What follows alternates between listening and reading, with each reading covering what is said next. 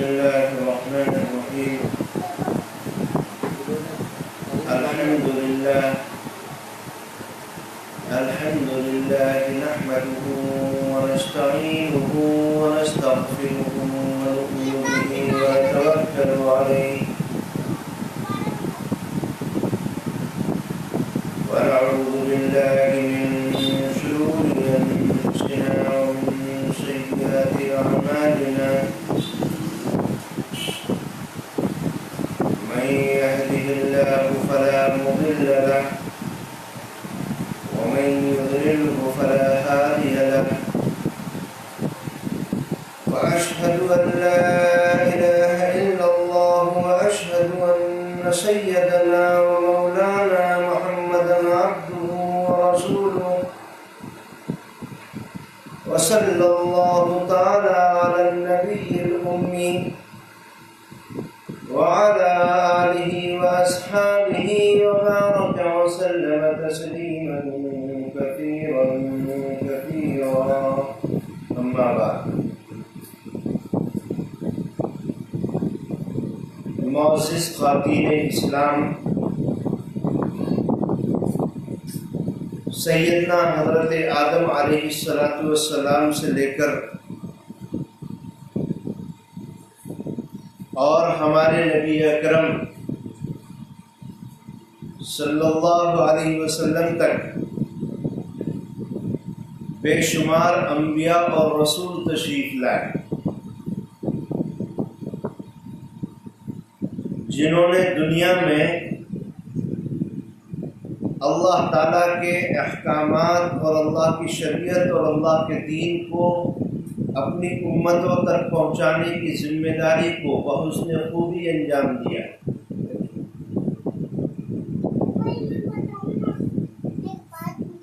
ایک بات بطور خاص آپ کو میں یاد دلانا چاہتا ہوں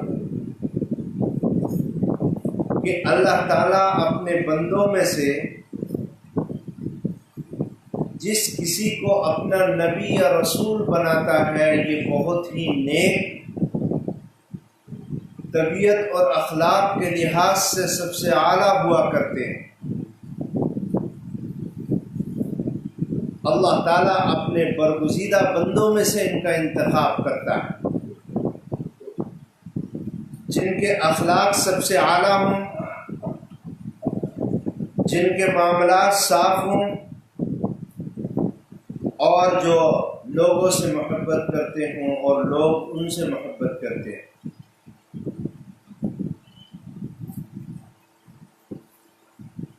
اللہ کے رسول صلی اللہ علیہ وسلم مکہ مکرمہ میں پیدا ہوئے،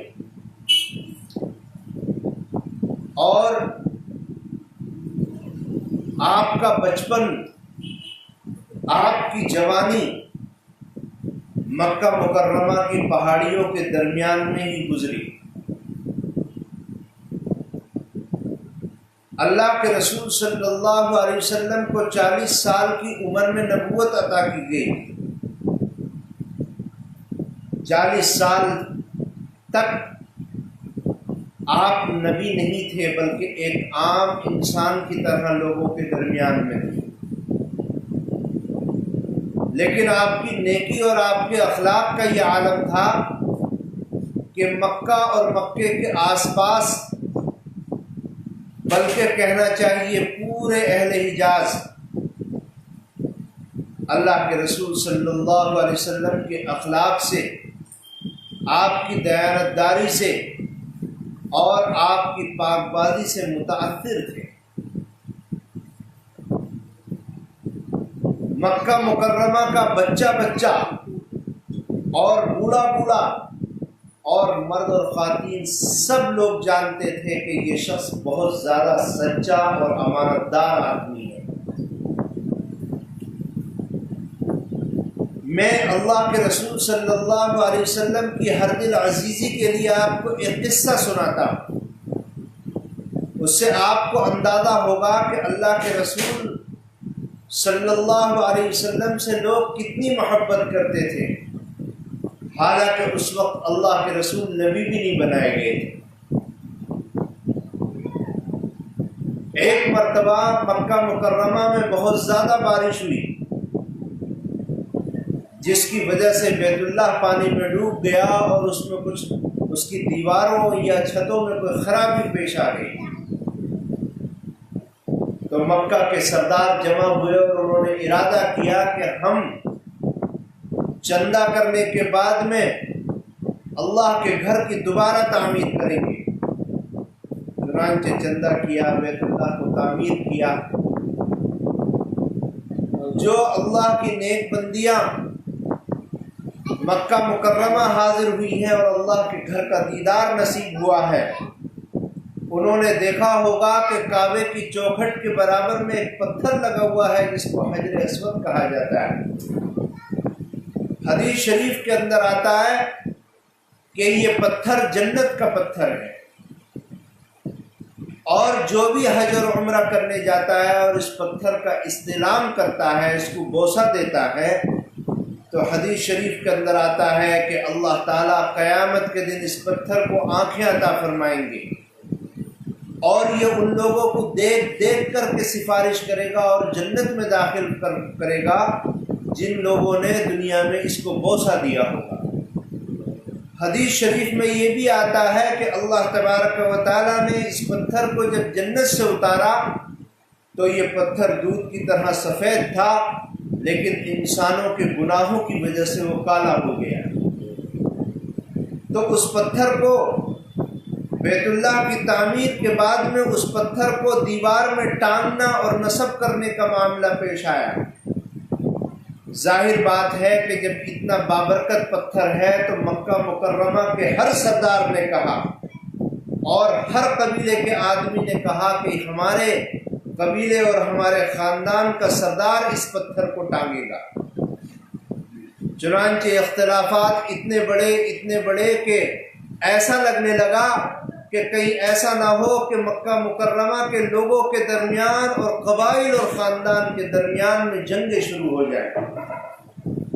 چنانچہ چند لوگ سر جوڑ کر کے بیٹھے اور یہ فیصلہ کیا کہ کل صبح فجر کے بعد سب سے پہلے جو مسجد حرام کے اس دروازے سے آدمی داخل ہوگا، ہم اس کو اپنا قاضی اور فیصلہ کرنے والا حکم متعین کریں گے۔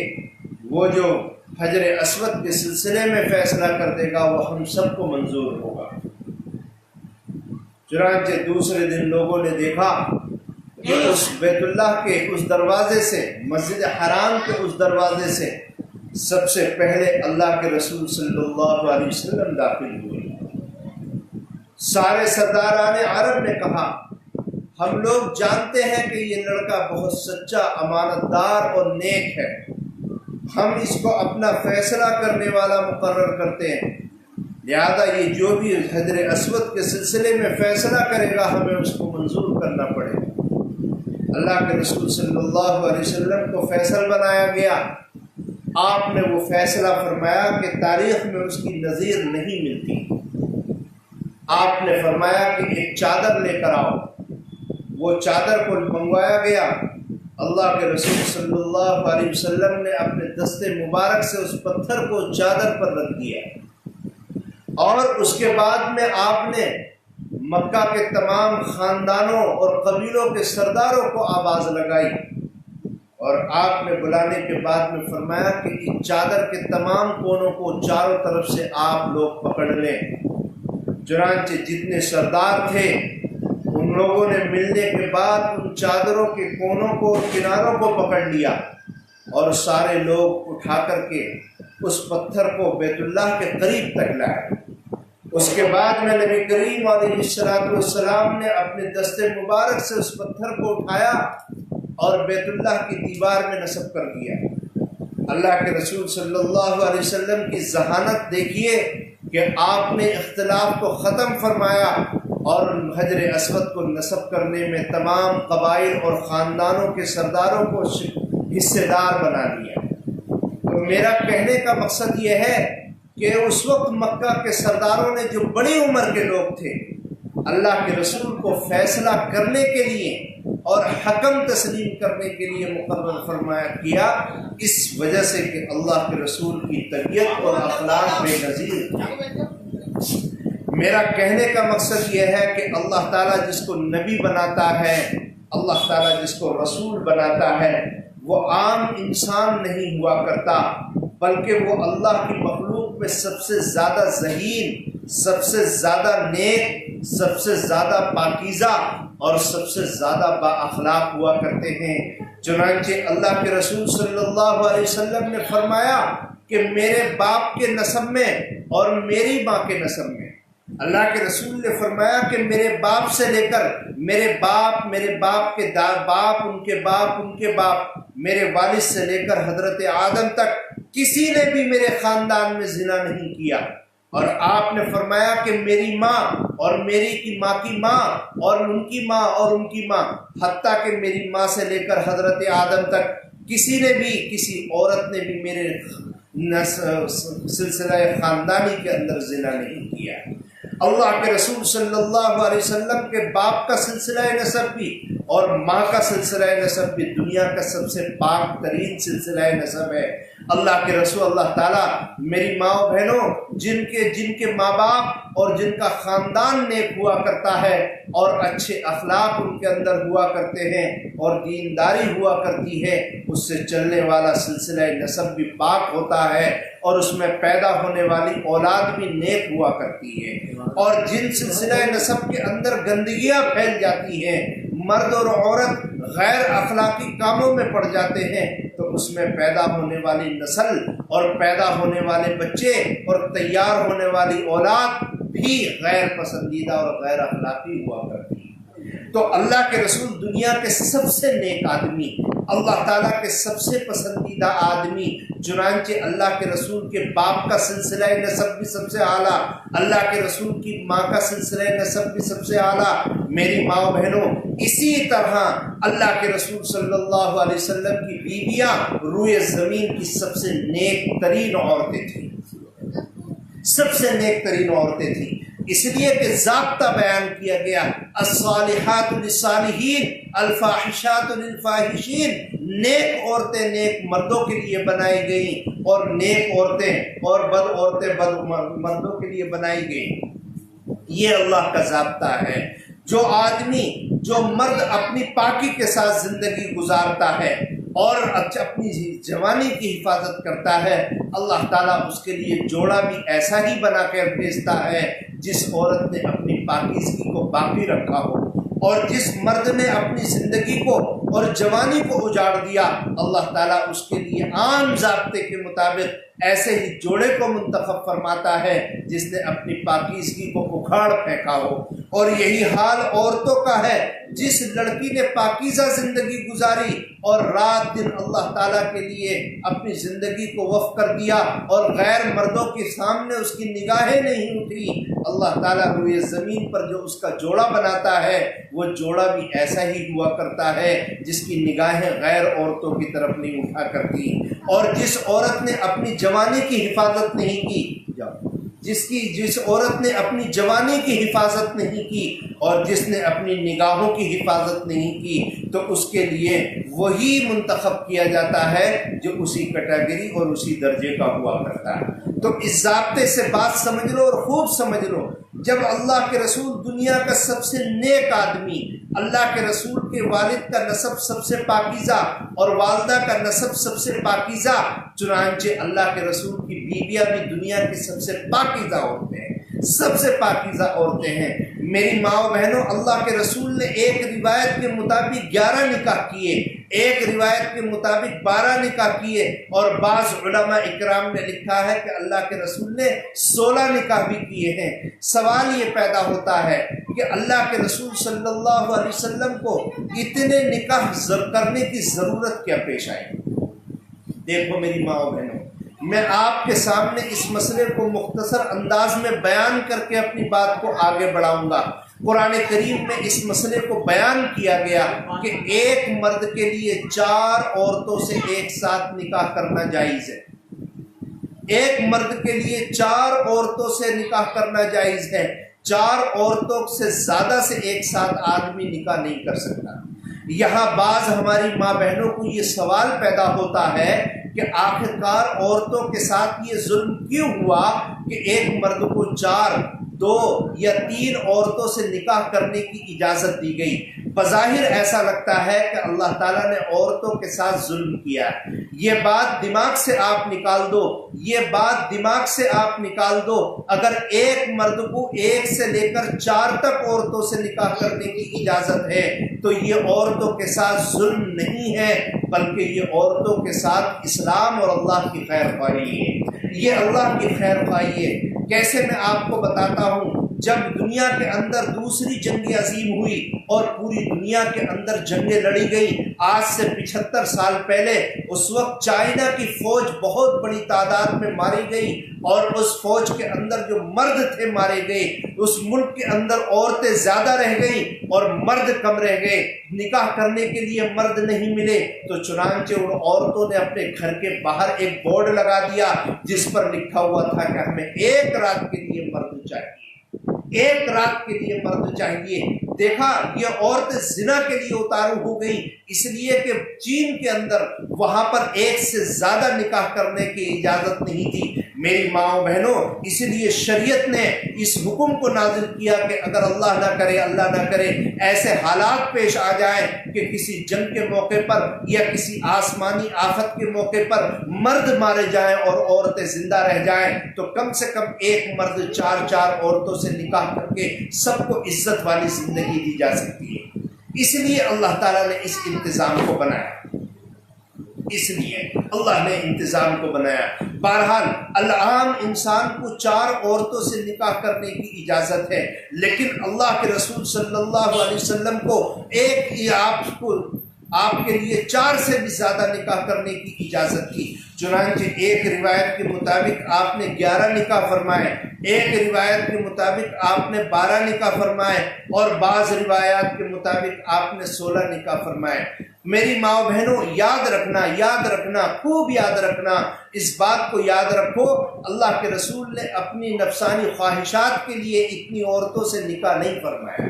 اللہ کے رسول کی 12 بیویاں اگر مان لی جائیں، آپ کو حیرت ہوگی، ان 12 بیویوں کے اندر صرف ایک کنواری بیوی تھی، اور 11 کی 11 وہ عورتیں تھیں جو بیوہ تھی، جن کے شوہروں کا انتقال ہو گیا تھا، اور اکثر عورتیں ایسی تھیں جن کی عمر اللہ کے رسول صلی اللہ علیہ وسلم سے بڑی تھی۔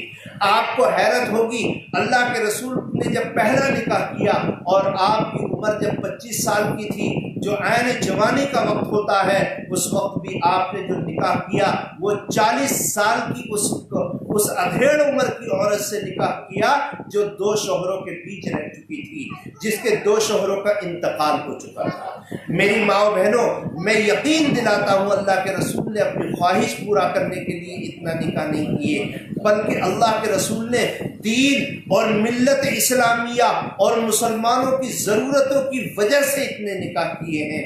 میں آپ کو مثال دے کر کے سمجھاتا ہوں، جب 12 دنوں کے اندر ان صحابیات اور اللہ کے رسول کی بیویوں کے واقعات سنائے جائیں گے تو آپ کو اندازہ ہو جائے گا کہ کس طرح کن ضرورتوں کی بنیاد پر اللہ کے رسول صلی اللہ علیہ وسلم نے یہ نکاح کیے۔ میں ابھی مثال دے کر کے آپ کو سمجھاتا ہوں۔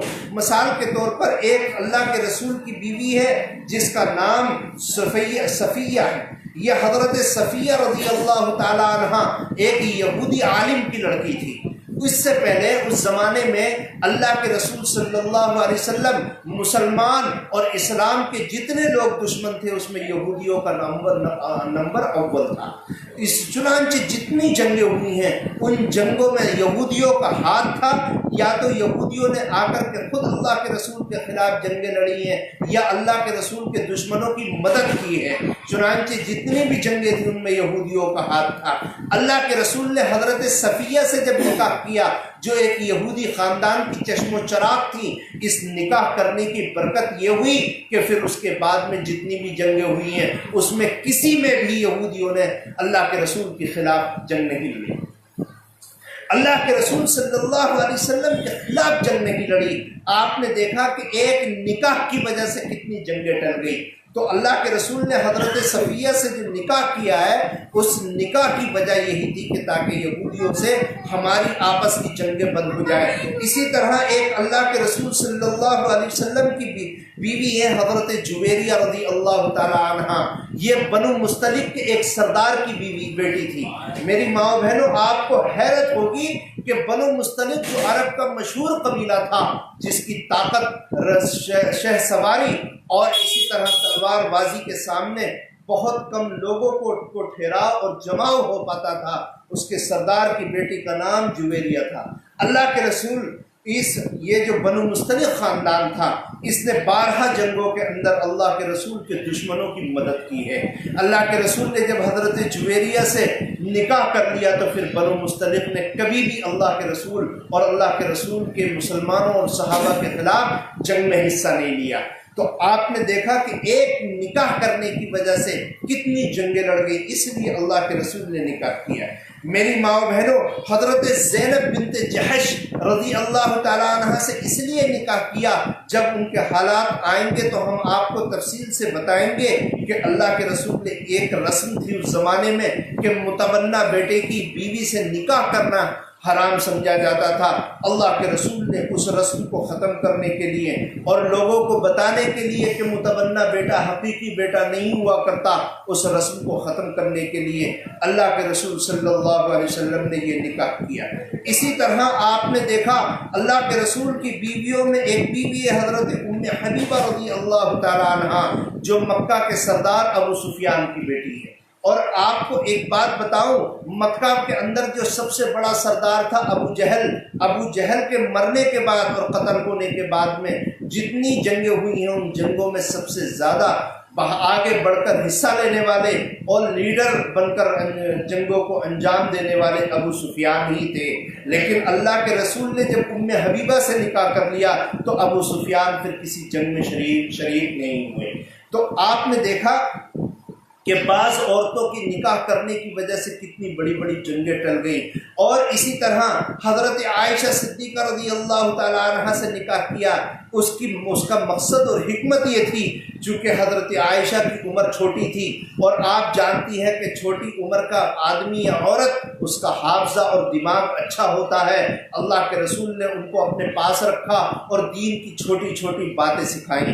میں آپ کو ایک بات بتا دوں، اللہ کے رسول کی زندگی کے 2 پہلو ہیں. ایک پہلو وہ ہے جو گھر سے باہر کا ہے اور ایک پہلو وہ ہے جو گھر سے اندر کا ہے. وہ دنیا وہ سب نے دیکھا جو گھر سے باہر کا تھا، لیکن گھر کے اندر اللہ کے رسول کیا کرتے تھے، کیسے زندگی گزارتے تھے. بیویوں کے پاس لیٹنا، بیویوں کے ساتھ بیٹھنا، ان کے ساتھ باتیں کرنا، اللہ کے رسول کا لیٹنا اٹھنا بیٹھنا اور لوگوں کے ساتھ معاملہ کرنا. آخرکار اس کا یہ کیا معاملہ کرتے تھے. میری ماں بہنوں حضرت عائشہ صدیقہ رضی اللہ تعالیٰ عنہ کا اس امت پر بہت بڑا احسان ہے کہ آپ نے اللہ کے رسول کی زندگی کے 50% حصے کو امت کے سامنے بیان کیا. تو اللہ کے رسول نے حضرت عائشہ کو اس لیے نکاح میں لے کر آئے تاکہ گھریلو زندگی اور تنہائی کے مسائل کو اللہ کے رسول کے بعد امت کے سامنے بیان کر سکیں. تو اس سے آپ کو سمجھ میں آ گیا ہوگا کہ اللہ کے رسول صلی اللہ علیہ وسلم کے نکاح کرنے کا مقصد اپنی نفسانی خواہشات کو پورا کرنا نہیں تھا، بلکہ اللہ کے رسول صلی اللہ علیہ وسلم کا مقصد امت تک دین کو پہنچانا، جنگوں کو روکنا اور ایسے اقدامات کرنا جس سے دنیا میں امن و امان باقی رہ جائے. یہ آپ نے سنا. لیکن میری ماں بہنوں یہ پھر بات وہی کہی جاتی ہے کہ یہ تمام کی تمام عورتیں آپ 12 دن کے پروگرام میں تفصیل سے سنیں گی. یہ کتنی نیک عورتیں تھیں دنیا میں، اس کی مثال نہ پہلے ملی اور نہ بعد میں ملی. حضرت خدیجہ الکبریٰ رضی اللہ تعالیٰ عنہ جو نبی کریم علیہ السلام کی پہلی بیوی ہیں، ان کو جنت کی عورتوں کا سردار کہا گیا. حضرت عائشہ صدیقہ رضی اللہ تعالی عنہ جن کی ذہانت اور فیصلوں اور فقہی بصیرت کے سامنے بڑے بڑے صحابہ نے سپر ڈال دی، اور حضرت زینب بنت جحش، حضرت ام حبیبہ، حضرت ام سلمہ جن کے تقوی کی مثالیں آج تک دی جاتی ہیں اور دیتی جاتی رہیں گی، یہ وہ عورتیں تھیں جن کی نظیر دنیا کے اندر نہیں ملا کرتی۔ میری ماں و بہنوں، بات کہنے کا مقصد یہ ہے کہ اللہ کے رسول دنیا کے سب سے اچھے آدمی، تو پھر اللہ کے رسول کی بیویاں بھی دنیا کی سب سے اچھی ہوں۔ ہمارا اس پروگرام کو کرنے کا کیا مقصد ہے؟ ہمارا اس پروگرام کو کرنے کا کیا مقصد ہے؟ ہمارے پروگرام کو کرنے کے دو مقصد ہیں۔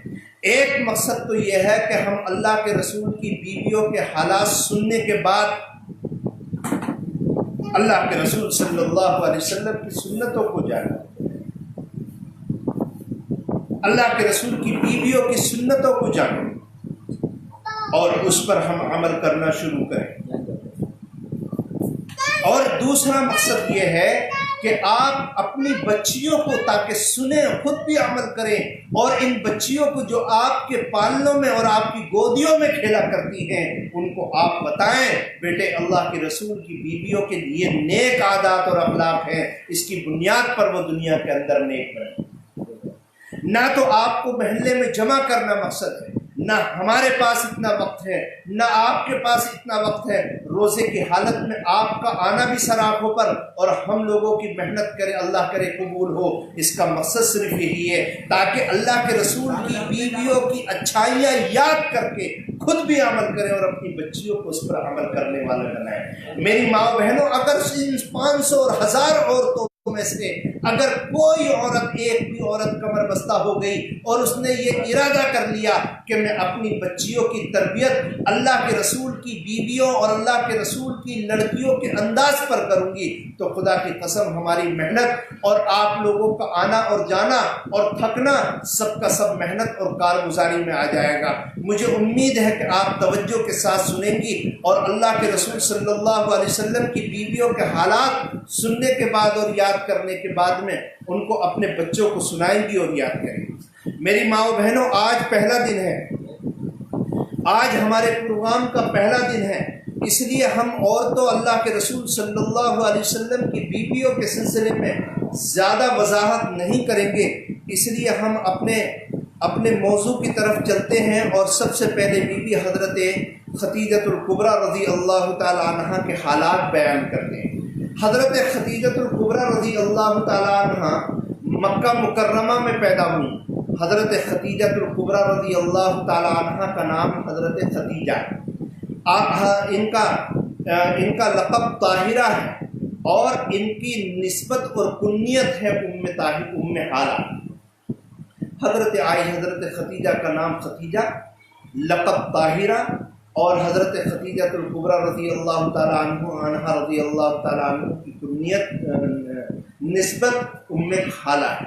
حضرت خدیجۃ الکبریٰ رضی اللہ تعالیٰ عنہ مکہ میں تھی۔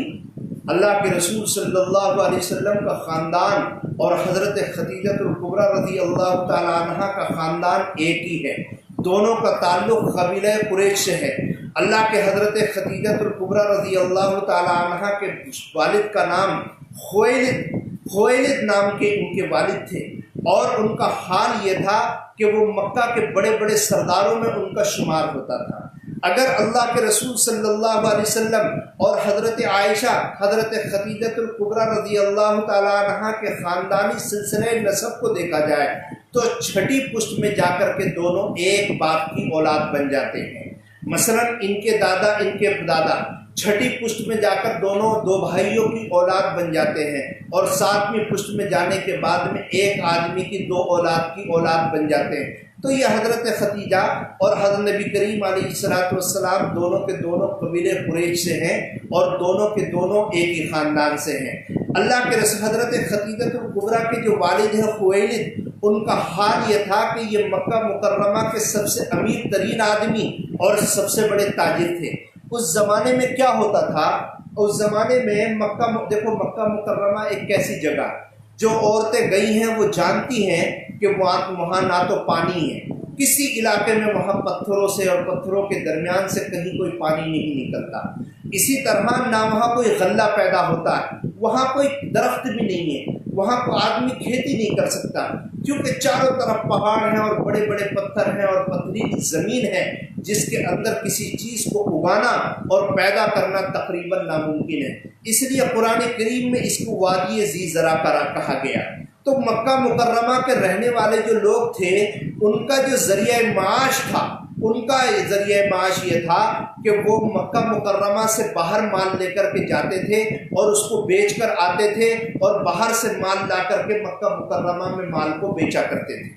اس زمانے کے اندر مکہ مکرمہ کی تجارت دو جگہ سے ہوتی تھی، ایک ملک شام سے اور ایک ملک یمن سے۔ ملک شام کے جتنے شہر ہیں مکہ کے تاجر وہاں جاتے تھے، تجارت کرتے تھے، اور ملک یمن جاتے تھے اور وہاں کے شہروں اور دیہاتوں میں جا کر کے تجارت کرتے تھے۔ میری ماں و بہنوں، اس زمانے میں نبی کریم علیہ السلام کے زمانے میں تجارت کرنے کا یہی طریقہ تھا۔ اور آپ کو ایک بات بتاؤں، اس زمانے میں ڈاکوؤں کا خطرہ رہتا تھا اور اسی طرح مختلف خطرات رہتے تھے، اس لیے آدمی تنہا سفر نہیں کرتا تھا۔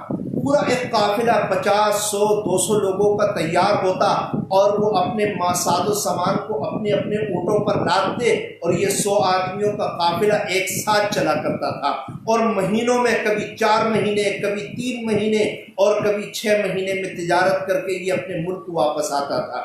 عام طور پر اتنی محنت کا کام تھا کہ پورے سال کے اندر یعنی 12 مہینوں کے اندر صرف 2 مرتبہ ہی تجارت ہو پاتی تھی۔ تو اللہ کے حضرت خدیجہ الکبریٰ کے جو والد تھے، ان کا مکہ مکرمہ کے اندر بہت بڑا کاروبار تھا اور بہت بڑا ایکسپورٹ اور امپورٹ کا کام تھا۔ ان کے تجارت کے بڑے بڑے قافلے اور بڑے بڑے بہت زیادہ ساز و سامان ملک شام اور ملک یمن جاتا تھا۔ چنانچہ حضرت خدیجہ کے والد اپنا سارا مال ملک شام اور ملک یمن بھیجتے تھے اور وہاں سے وہ مال واپس آتا تھا۔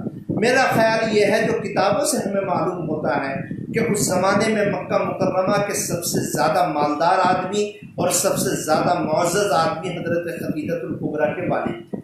آپ کو ایک بات بتاتا ہوں، حضرت خدیجہ الکبریٰ رضی اللہ تعالیٰ عنہ کب پیدا ہوئی، یہ سننے کی بات ہے۔ دیکھو، آج تو ہمارے درمیان میں 2 تاریخیں چلتی ہیں۔ مثال کے طور پر ہمارے گھروں میں ایک کیلنڈر ہوتا ہے جس کو ہم شمسی تاریخ کہتے ہیں، کیلنڈر والی تاریخ، اور ایک چاند کی تاریخ ہوتی ہے۔ یہ کیلنڈر والی تاریخ سورج سے چلتی ہے، اور چاند والی تاریخ جس کو ہم ہجری تاریخ کہتے ہیں، یہ تاریخ چاند سے چلتی ہے۔ لیکن یہ تاریخ جو چاند والی تاریخ ہے، یہ نبی کریم علیہ السلام کے بھی بہت بعد میں حضرت عمر خطاب رضی اللہ تعالیٰ عنہ کے زمانے میں شروع کی گئی۔ جس وقت حضرت خدیجہ الکبریٰ کی پیدائش ہوئی، اس وقت میں یہ تاریخ نہیں تھی، اس لیے کتابوں میں اس تاریخ کا کوئی حساب نہیں ہے۔ حضرت خدیجہ کی کب پیدائش ہوئی، اس کی کوئی تاریخ کتابوں میں نہیں لکھی ہے۔ لیکن اس زمانے میں ایسا ہوتا تھا، تاریخ یاد کرنے کے لیے لوگ ایسا کرتے تھے کہ اگر دنیا کے اندر کوئی بڑا واقعہ پیش آیا ہو، کوئی بڑا کام ہوا ہو، اور اس سے پہلے یا اس کے بعد میں کوئی بچہ پیدا ہوا، تو لوگ کہتے تھے کہ اس واقعے سے 10 سال پہلے یہ پیدا ہوا، یا اس واقعے کے 10 سال کے بعد یہ پیدا ہوا۔ چنانچہ ایسا ہی حضرت خدیجہ الکبریٰ کی تاریخ لکھی گئی ہے۔ دیکھو ہوا کیا، میں تمہیں سناتا ہوں۔ یہ کعبہ مکہ مکرمہ کے اندر جو اللہ کا گھر ہے، جس کو ہم بیت اللہ کہتے ہیں، یہ حضرت کو دنیا بنانے کے بعد میں اللہ تعالیٰ نے اپنے فرشتوں کے ذریعے دنیا میں جو سب سے پہلا گھر بنوایا، وہ یہی مسجد حرام اور بیت اللہ تھا۔ اللہ تعالیٰ نے اس کو ہمیشہ سے عزت عطا فرمائی۔ تمام انبیاء یہاں پر تشریف لائے، تمام رسول تشریف لائے۔ مکہ کے رہنے والے لوگ چاہے وہ مشرک تھے، لیکن بیت اللہ سے محبت کرتے تھے۔ حضرت ابراہیم اور حضرت اسماعیل نے اسے تعمیر کیا اور اس کے آباد کرنے کے لیے دعائیں فرمائی۔ چنانچہ مکہ کے لوگ اس سے بہت محبت کرتے تھے۔ اس زمانے میں ایک واقعہ پیش آیا، ملک یمن کی راجدھانی ہے جس کو صنعا کہا جاتا ہے، اس صنعا کے اندر ایک بادشاہ رہا کرتا تھا جس کا نام ابرہہ تھا، اور وہ بادشاہ ابرہہ عیسائی تھا۔ اس نے دیکھا کہ مکہ مکرمہ کے اندر ایک قافلہ ہے، ایک کا بیت اللہ ہے جس کی طرف ساری دنیا حج کرنے کے لیے آتی ہے، تو اس نے ارادہ کیا کہ میں بھی ملک یمن کے اندر ایک ایسا گھر بناؤں گا اور ایک ایسی عمارت بناؤں گا کہ جس طرح ساری دنیا کے لوگ کعبے کی زیارت کرنے کے لیے مکہ جاتے ہیں، اس گھر کو دیکھنے کے لیے لوگ ملک یمن آئیں گے۔ چنانچہ اس نے ایک مکہ اپنے صنعاء کے اندر، ملک یمن صنعاء کے اندر ایک مکان بنایا،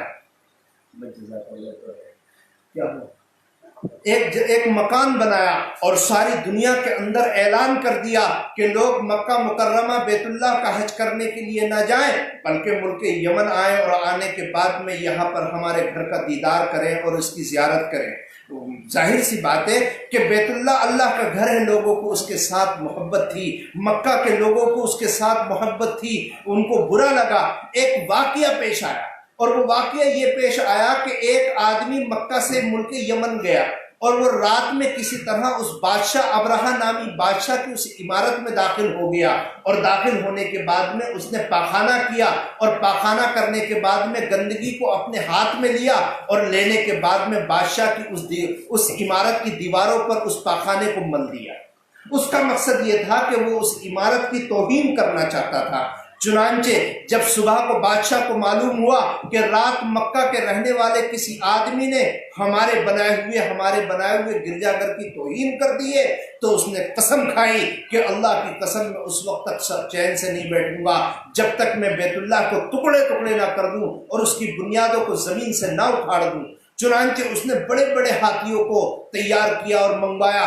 لوگ کہتے ہیں کہ ہندوستان سے بھی ہاتھی منگوائے گئے، اور اس کے اندر جو سب سے بڑا اور خطرناک ہاتھی تھا جس کا نام کتابوں میں محمود رکھا ہے، اس ہاتھی پر ابرہہ سوار ہوا، اور سوار ہونے کے بعد میں عرب کی طرف چلا اور مکہ کے قریب منی کے مقام پر آ کر کے رک گیا، اور اس نے پکا ارادہ کر لیا کہ میں ان ہاتھیوں کے ذریعے بیت اللہ کی اینٹ سے اینٹ بجا دوں گا۔ وہاں اتفاق کی بات کہ منی کے مقام میں دیکھو، کعبہ اور منی کے درمیان میں 3-4 کلومیٹر کا فاصلہ ہے، وہاں جنگلات کا کچھ علاقہ ہے، وہاں مکہ کے رہنے والے قبیلے قریش کے اونٹ چرا کرتے تھے۔ اللہ کے رسول صلی اللہ علیہ وسلم کے دادا عبد المطلب اس وقت زندہ تھے، ان کے بھی اونٹ وہاں پر چر رہے تھے۔ اس نے ابرہہ نے یہ کیا کہ ان تمام اونٹوں کو پکڑ لیا اور پکڑ کر کے اپنے پاس رکھا۔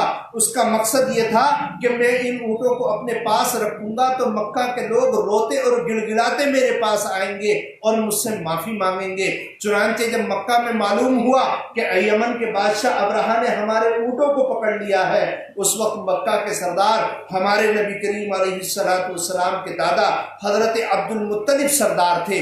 چنانچہ وہ اپنے قوم کی طرف سے گئے اور جانے کے بعد میں ابرہہ سے ملاقات کی۔ چونکہ یہ سردار تھے اس لیے بادشاہ نے عبد المطلب کے ساتھ بڑی عزت کا معاملہ کیا اور اپنے برابر تخت پر بٹھایا اور میزبانی کی اور اچھا کھلایا اور پلایا۔ اس نے پھر ابرہہ نے پوچھا کہ بتاؤ آپ کا آنا کیسے ہوا؟ حضرت عبد المطلب نے کہا کہ آپ نے ہمارے خاندان کے اونٹ اور ہمارے شہر کے لوگوں کے اونٹ اور میرے اونٹ پکڑ لیے ہیں، ہم چاہتے ہیں کہ آپ وہ اونٹ ہمارے واپس کر دیں۔ بادشاہ کہنے لگا کہ میں تو یہ سمجھا تھا کہ آپ عرب کے سردار ہیں، قبیلے قریش کے بڑے آدمی ہیں اور آپ سمجھدار ہوں گے، لیکن آپ سے بڑا بے وقوف تو مجھے کوئی نہیں ملا۔ ارے میں یمن سے چل کر بیت اللہ کو ڈھانے کے لیے آیا ہوں، اس کی اینٹ سے اینٹ بجانے کے لیے آیا ہوں، اور آپ اپنے اونٹ مانگ رہے ہو؟ ارے تمہیں تو چاہیے تھا کہ میرے پیروں کو پکڑ کر روتے اور گڑ گڑاتے اور بیت اللہ کو بچانے کی دعائی دیتے، لیکن تم تو مجھے بے وقوف آدمی ملنے لگے۔ اس وقت تو حضرت عبد المطلب نے جواب دیا، وہ سنہرے حروف سے لکھنے کے لائق ہے اور تاریخ نے اس کو اپنے دامن میں محفوظ رکھا ہے۔ انہوں نے کہا کہ اونٹ میرے ہیں، اس کی حفاظت کی ذمہ داری میری ہے، بیت اللہ اللہ کا گھر ہے، اس کی حفاظت کی ذمہ داری اللہ کی ہے۔ میں اپنے اونٹ کو مانگنے کے لیے آیا ہوں، وہ میرا مال ہے، مجھے واپس کر دو۔ بیت اللہ اللہ کا گھر ہے، وہ اب اس کی ذمہ داری خود کرے گا اور اس کی حفاظت خود کرے گا۔ چنانچہ یہ اپنے اونٹ لے کر کے آگے، اور جس وقت میں جب حضرت عبد المطلب آ گئے اور آنے کے بعد سب سے سارے مکہ کے لوگوں کو جمع کیا، اور جمع کرنے کے بعد میں سب بیت اللہ کے سامنے جمع ہوئے، اور جمع ہونے کے بعد میں حضرت عبد المطلب نے بیت اللہ کی چوکھٹ کو پکڑ لیا اور دعا کی، اے اللہ یہ ظالم بادشاہ ہمارے پر مسلط ہو گیا، اے اللہ تو اس کو تباہ کر دے اور اپنے گھر کی عزت بچا اور اپنے گھر کی حفاظت کر۔ اور یہ دعا کرنے کے بعد میں سارے مکہ کے لوگ، مرد اور عورتیں، بچے اور بوڑھے، سب کے سب کا مکہ سے نکل کر پہاڑوں پر چلے گئے، اس لیے کہ ان کو یقین تھا کہ ابرہہ جیسے ہی حملہ کرے گا اللہ کی جانب سے عذاب آ جائے گا۔ دیکھو میں یہاں رک کر کے ایک بات سناتا ہوں اور میں عام طور پر لوگوں کو اس کی توجہ دلاتا ہوں، دعا کرو تو اس کا یقین ایسا ہی ہونا چاہیے۔ اللہ کے حضور میں وہ دعائیں قبول ہوتی ہیں جس کی قبولیت پر اپنے بندے کو بہت زیادہ یقین ہوتا ہے۔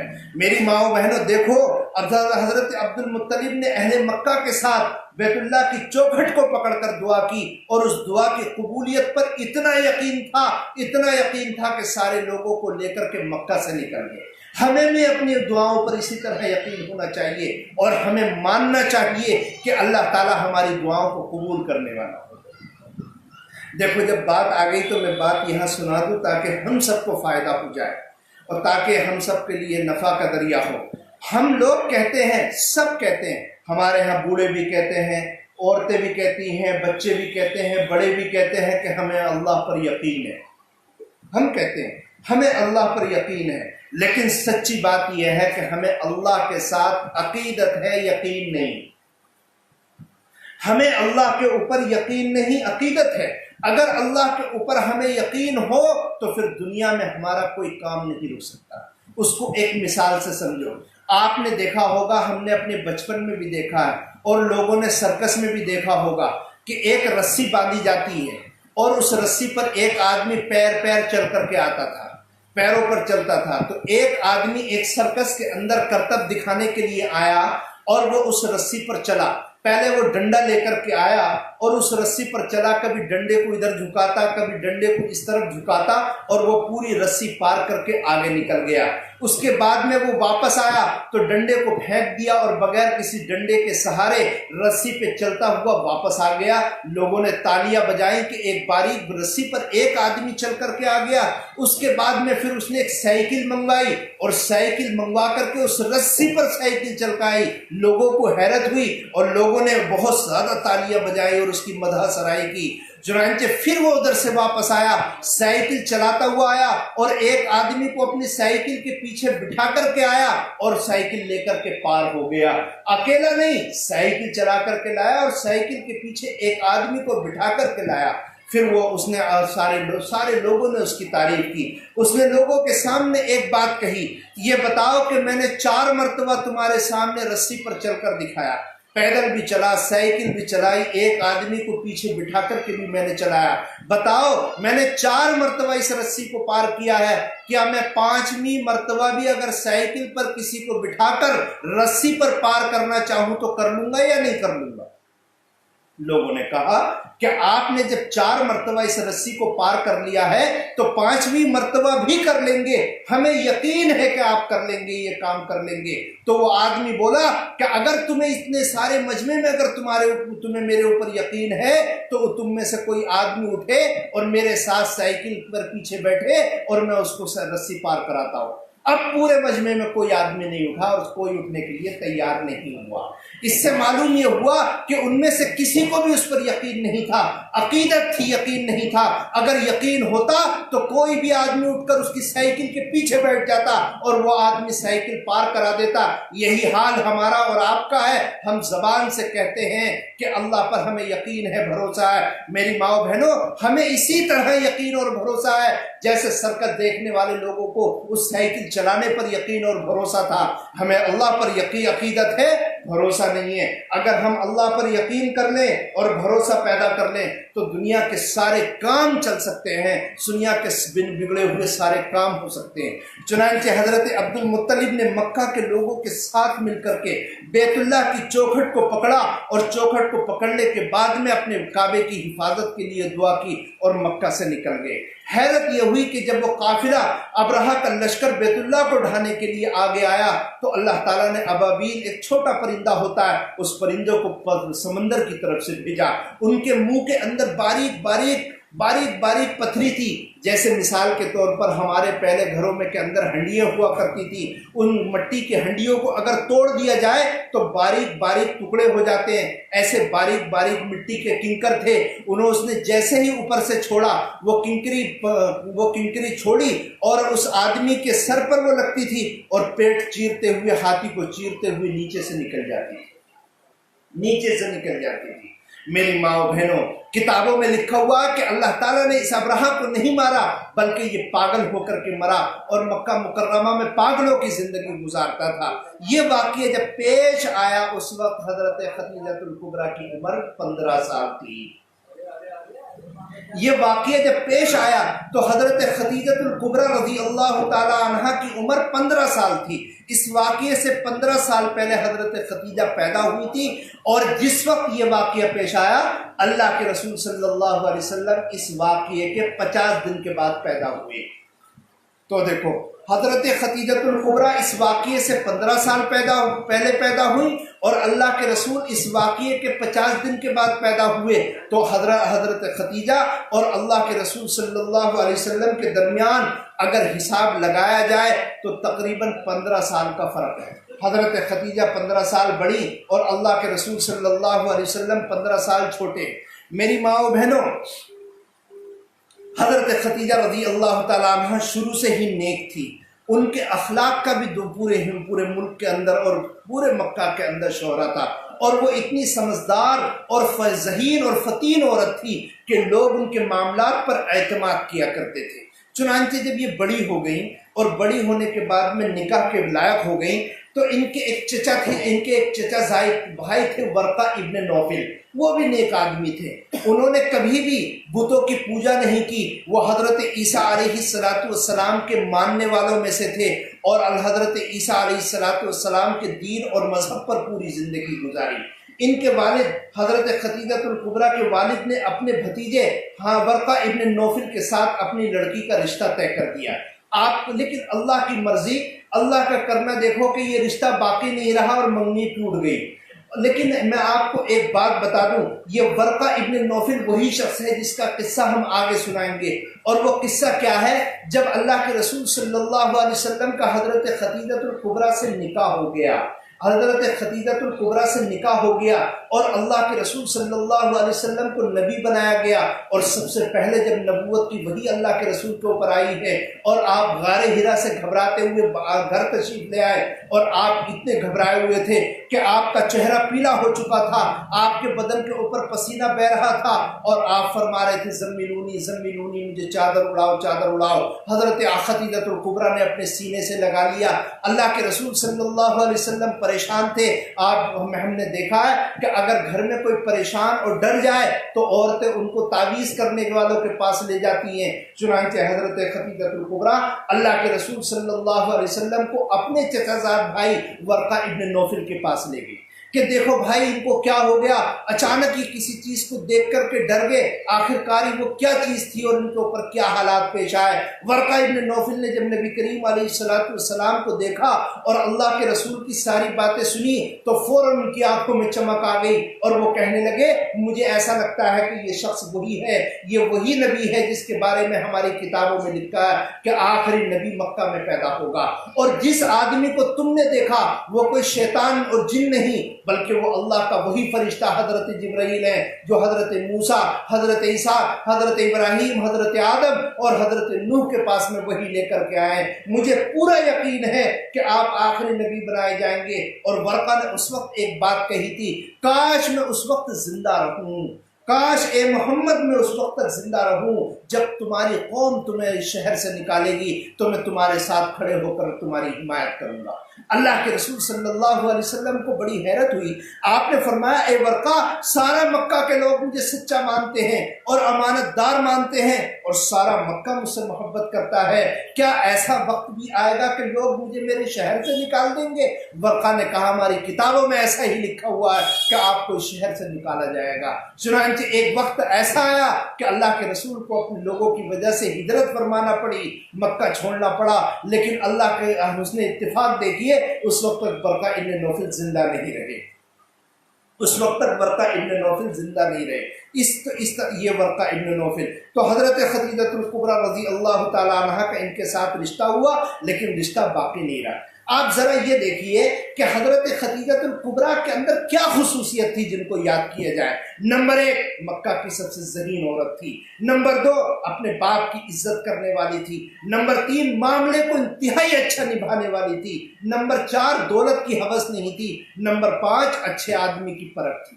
آج اتنا ہی، کل آئیے اور کل 10 بجے انشاءاللہ وقت پر پروگرام شروع ہوگا۔ آج پہلا دن ہے، آج کچھ تھکن بھی محسوس ہو رہی ہے، انشاءاللہ کل آئیے اور تفصیل سے بتائیں گے کس طرح حضرت خدیجہ نے اللہ کے رسول سے نکاح کیا، حضرت خدیجہ کے 2 شوہر کون تھے اور ان کے بچے کون کون تھے، اور حضرت خدیجہ نے اسلام کے لیے کیا خدمات انجام دی۔ یہ کل آئیے اور تفصیل سے سنیے۔ اللہ تعالی ہم سب کو عمل کرنے کی توفیق عطا فرمائے۔ وآخر دعوانا الحمدللہ رب العالمین۔ 11 مرتبہ درود شریف پڑھ لیتے ہیں۔